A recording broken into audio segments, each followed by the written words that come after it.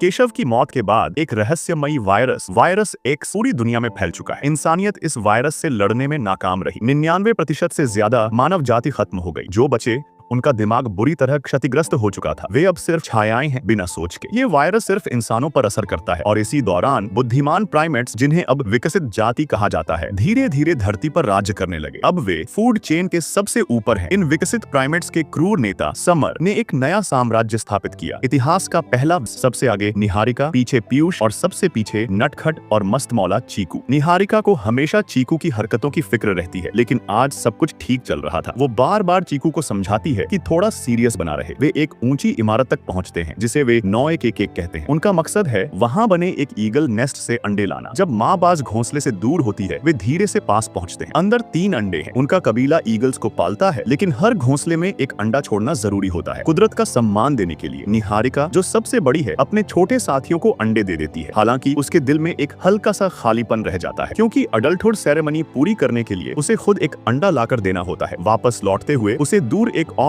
Eagle nest दिखता है। दिल में उम्मीद जगती है और वो तुरंत भागती है, लेकिन बीच में है एक गहरा काला अंतहीन खड्ड। निहारिका एक टूटी हुई लोहे की छड़ उठाती है, उसे एक पुल की तरह इस्तेमाल करती है। सांस रोक देने वाले पल में वह छलांग लगाकर दूसरे सिरे तक पहुंचती है। छड़ की मदद से इमारत पर चढ़ती है और आखिरकार ईगल नेस्ट तक पहुंचती है। वहां कई अंडे हैं, लेकिन तभी एक तीखी चीख, माँ बाज लौट आई है। निहारिका घबरा जाती है, हाथ फिसलता है और वह गिरने लगती है। पीयूष और चीकू दौड़ते हैं, देखते हैं कि निहारिका नीचे लटक रही है। किस्मत से वह एक लोहे के टूटे हिस्से को पकड़ लेती है। सब राहत की सांस लेते हैं। वह अंडा निकाल कर दिखाती है। उसकी आंखों में जीत की चमक है। अब वे तीनों वापसी की तैयारी करते हैं, लेकिन तभी पीयूष नोटिस करता है कि उनके सामान में कुछ गड़बड़ी है, जैसे किसी ने छेड़छाड़ की हो। दूर एक हल्की आवाज आती है। वे पहचान जाते हैं, कोई छिपा हुआ है। पीयूष एक पत्थर फेंकता है। एक दर्द भरी चीख सुनाई देती है और वह परछाई भागने लगती है। तीनों दौड़ पड़ते हैं उसके पीछे। वे पहुंचते हैं एक पुरानी रेलवे ट्रैक पर। आगे अंधेरी सुरंग है। निहारिका उस काले मुंह को देखती है।